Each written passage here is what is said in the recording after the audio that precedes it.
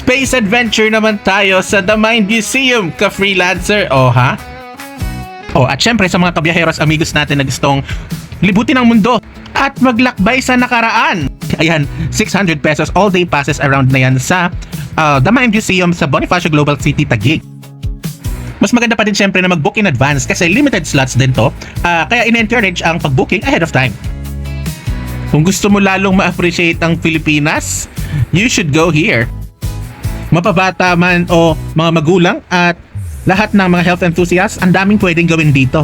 And you can enjoy all kinds of activities together with your entire family and friends. Actually, you can expect 5 interactive galleries dito. May Atom, Life, Earth, and the Universe. Ayan, pati na ang technology.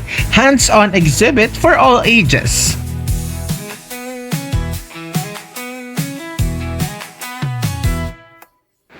Teka, parang pamilyar. Teka muna, sandali lang. Oh, ba't parang parehas lang? Ay, ako pala yan. Ayan, silayan natin kung saan tayo nagmula ayon kay Charles Darwin. At ito naman ang mga advancement na ng technology ngayon. May student discounts din pag may dala kang ID syempre bilang estudyante. Sarado to ng Mondays and special holidays. Kaya naman, book in advance para hindi masayang ang punta mo. Oh, di ba? Ang kulay ng buhay.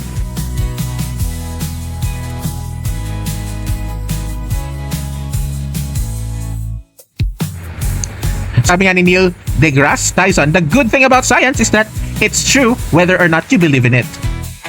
Travel at freelancing. Buhay ko'y puno ng saya. Bawat hakbang, bawat proyekto, walang hangganan.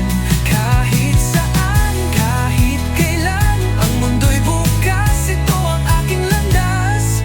Sirtami, laging happy at busog ang tami. Gamit ang laptop, trabaho't bakasyon sabay. Buhay na malaya sa bawat pag-ikot ng araw. Walang limits, walang